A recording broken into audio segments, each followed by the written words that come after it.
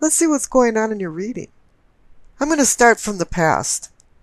I don't know, this month for some reason, the past seems very pivotal for what's going on in the present and what will be happening in the future. Now in the past, you received the Hangman and the Eight of Swords. They're both really restricting cards. The legend goes that the Hanged Man is the Norse god Odin, who hung for 9 days upside down, staring into the well of Urds for the mystical wisdom of the runes, which means secret magic letters. He relinquished his freedom of the outside world for the stillness to acquire the runes' wisdom through a spiritual journey from death to the rebirth. And in the legend, they say he actually did die and come back to life. And here the lesson is to stop controlling the physical world. Look at things in a different light and relinquish the old ideas, because the new ideas are avidly seeking their place. This is the lesson of allowing things to go with the flow without opposition.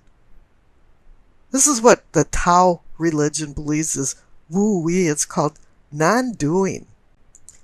Here the Hangman did a voluntary sacrifice for a spiritual awakening. And there usually is some type of sacrifice associated to the Hangman. And it's time now to reflect before you make any rash decisions.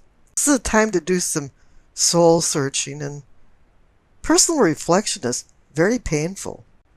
But something threw you into this personal reflection because the clarification card is the Eight of Swords.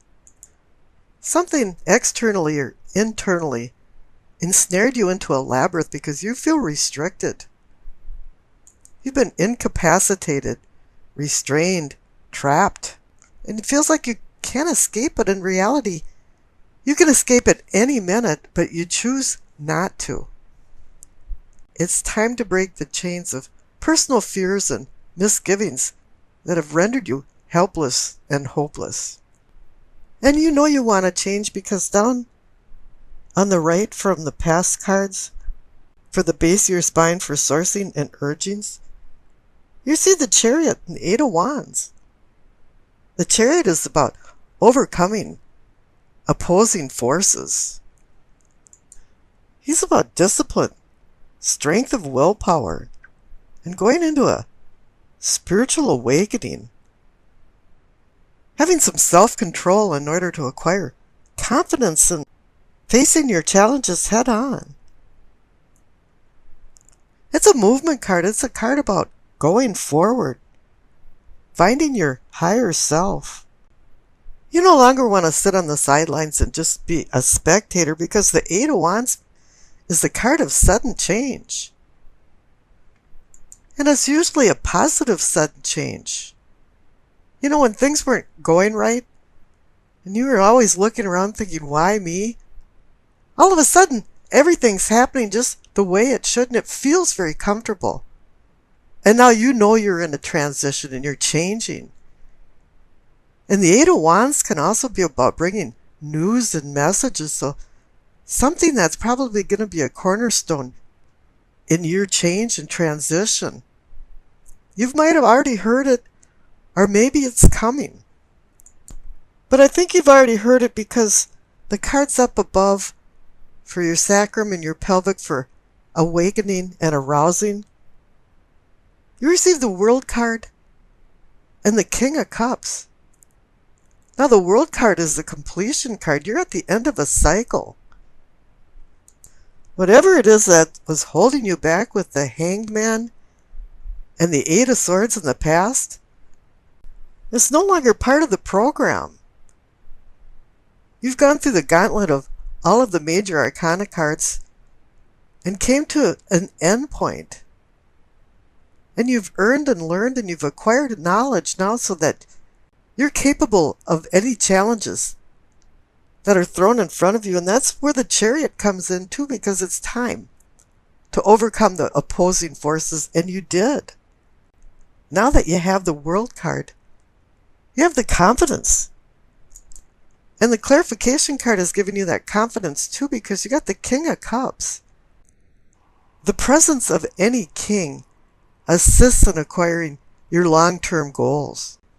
But here this king is taking turbulent waters and making it tranquil.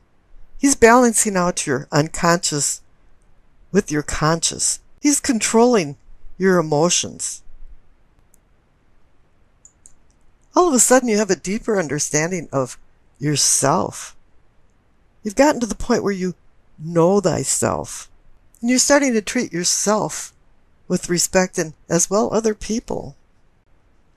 You're going to find that there's going to be a dramatic change in how you handle your interpersonal interactions. The King of Cups has taught you to maintain your composure in the midst of a wild sea of difficult situations, for you to find serenity. Now, he might be molten lava on the inside of emotions, but he's stolid and able to handle his emotions on the outside and has self-control.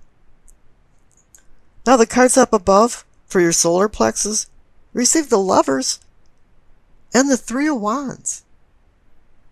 Here it is now that you can control your emotions. You're able to manifest some deeper emotional bonds and harmonious relationships. And the Lovers card is about making decisions between vice and virtue. And this is where the Chariot comes in, as overcoming opposing forces. You have to make some good decisions. And whatever decisions you made, the clarification card is the Three of Wands.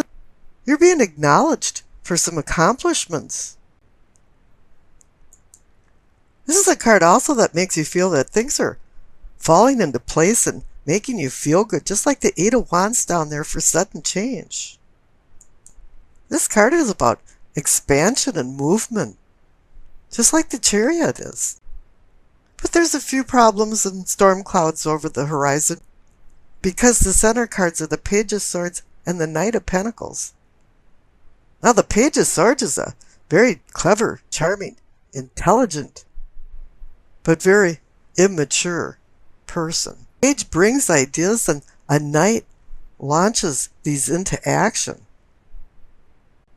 And once you get some experience, then the Queen brings further understanding, and a King brings you to attaining these long-term goals, as I mentioned for the King of Cups. But here you're back with some immature feeling energy. And the Page of Swords can be a very undercutting card. He's the kind of guy that when he walks into a party, everybody goes, oh no, he's here again. Because he uses words against people. He's a spy master. He listens to what people are saying and then passes it along as gossip. And it can be very hurting gossip. But now the Knight of Pentacles is saying, slow down. The Knight of Pentacles is he just trots along and acquires things as he goes. And he slowly acquires wealth, health, well-being. And down on the bottom right for the throat for communicating and teaching, you receive Temperance and the Two of Wands. Now, Temperance is saying, whoa, put a halt on this Page of Swords thing. Slow down. Use the Knight of Pentacles idea of just acquiring things slowly and being very mellow. And the Two of Wands is making plans. You've made some plans. And up there on the top for the solar plexus, you found the Three of Wands. But it's kind of telling you to rethink some of these plans and kind of get this Page of Swords energy out of the picture. And up above for your third eye for seeing and envisioning, receive the Four of Cups and the Four of Wands. 2 4 cards. The Four of Cups is a contemplative card like the Hanged Man is. All of a sudden you're saying, well, wait a minute now. The Knight of Pentacles says maybe I should slow down a little bit. And I got the Temperance card that's saying, yeah, I should temper my behavior, my decisions. And I got the card about planning again instead of going forward. So maybe I should rethink some things. And now you have the clarification card of the Four of Wands, and you've got the 2, 3, and 4. But the Four of Wands is saying, yeah, this is another celebration card, is saying, yeah, you've made some success. This is like a rites of passage card for some type of accomplishment, graduation, anniversaries, weddings. And maybe you are being honored for your accomplishments. Now up above for the crown for knowing and understanding, you receive the King of Pentacles. Here's another king, a person that's going to assist you in acquiring your long-term goals, and he's offering a pentacle. This is earth, health, wealth. But here I think it's more health and well-being, because the clarification card is the Ten of Cups. The card with the rainbow of cups, so you can glimpse a little bit of heaven over the rainbow. It's a card about happiness and contentment. And typically, happiness in your family and home. And here you receive the Lover's card over the solar plexus for deepening your emotional bonds and having more harmonious relationships. How wonderful. Now we've discussed the past and some of the restraints involved in it. Let's skip over to the future. You receive the King of Cups again and the Ace of Swords. So now you receive the King of Cups in your spiritual awareness. And it's telling you that you had a spiritual awakening. Whatever happened with the lack of emotional control with the Page of Swords is now history. In the future, you're going to be commanding your emotions and the relationships with other people. Now the Ace of Swords is indicating that it's been a long and hard journey to get where you're at for a new beginning. Because the King of Cups over on your unconscious side was conjoined with the World card. And here in your future now, the King of Cups is conjoined with the Ace of Swords, a new sword reality beginning. This page brings thoughts, ideas, and opinions, as well as news and messages. He's been bestowed with mental acuity, and I consider him the brainiac of the sword suit. But you know, he has a really immature attitude towards things, and he doesn't have any emotional control, and he has very little experience. He's the kind of guy that just says jaw-dropping things that's very insulting to people. It might be a virtue to be honest, but you just can't have candor like that. He wants you to reevaluate your goals to make sure that they're realistic. But then again, he'd prefer to ask forgiveness before he would go ahead and just ask permission to do something. As with all of the sword suits, though, there's two edges to a sword, and the negative side of this is that there can be some acts of deception. And he's kind of a spy master kind of guy that runs around and tries to get information on people, dirt on people, so he can start rumors and gossip. That can be very injuring and harmful to other people. And at times he lacks diplomacy. He really isn't the kind of guy that you want as a neighbor or a co-worker. You know, when he walks into a party, and as usual, uninvited, everybody goes, "Oh no." Now the Emperor is completely opposite to that. He's the mature man, or the patriarch of the family, that organizes things and puts things into structure. Makes sure everybody has responsibilities. And then sets rules and regulations for boundaries. So everybody knows what's going on and they're on the same page. You know, the Page of Swords and the Emperor is kind of like the satire of the devil and the angel on your shoulders, and the Page of Swords is saying, just go for it, the hell with everybody else, and the Emperor's going, no, you have to make some considerations. Now the Emperor has emotional control, and the Page of Swords is just learning how to deal with emotional control. Now, so it's up to you and your free will which persona you would like to take, the Page of Swords or the Emperor. And it seems like This week, maybe you're vacillating in between both of them. You can be this immature child one minute and be this really mature man or woman the next.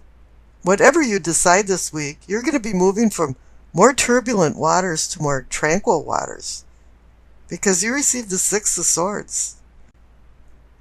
So hopefully you're moving from the Page of Swords persona to the Emperor's posture. Whatever it is, the Six of Swords is telling you it's time to plot a new course of action. And think about where you've been and what you're doing now and where you want to go in the future. And this card is here to help you with a seamless transition of change. And since this card is about movement, it can be maybe you traveling, going on vacation, going on an adventure or journey. But this doesn't have to be a physical journey. It can be a journey of the mind, too, and your thinking and mental acuity. Because the swords does mean mind, and it means mind over matter. And really, you have to decide what matters to you in your life.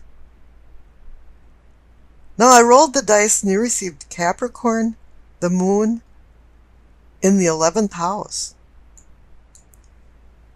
Now, with the moon in the 11th house, it makes me think of the Beatles song, Need a Little Help from Your Friends. Because that kind of sums up your emotional fulfillment that comes from this week. It's from friends and family and their support.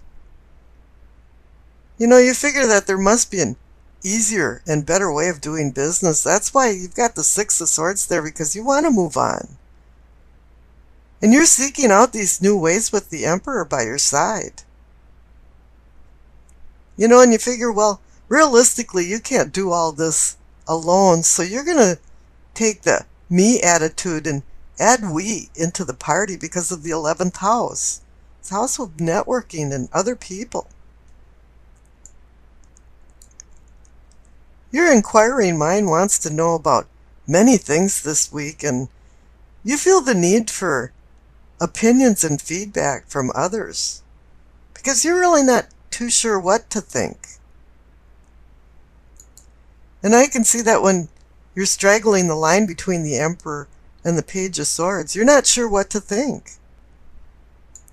However, even though you canvass and ask people for their opinions, sometimes you just don't agree with their opinion, and then you become really mouthy with them like the wily Page of Swords.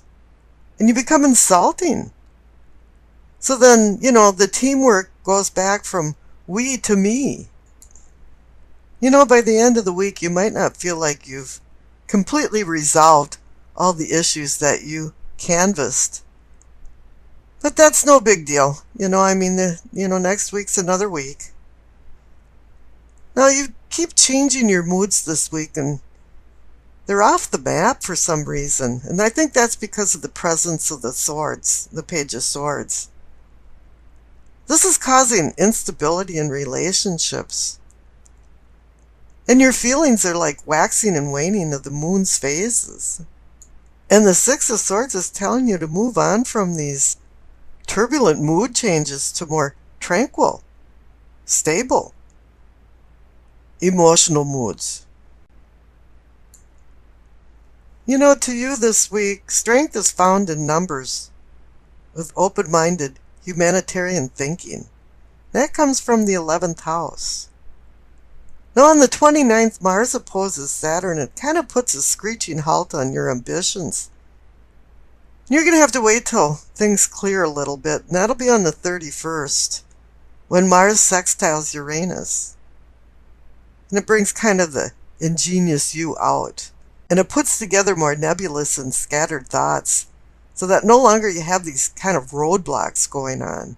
Then the remainder of the week is really about family and friends and strengthening bonds with them. But just speak gentle words and drop some of the emotional intensity that you had earlier in the week.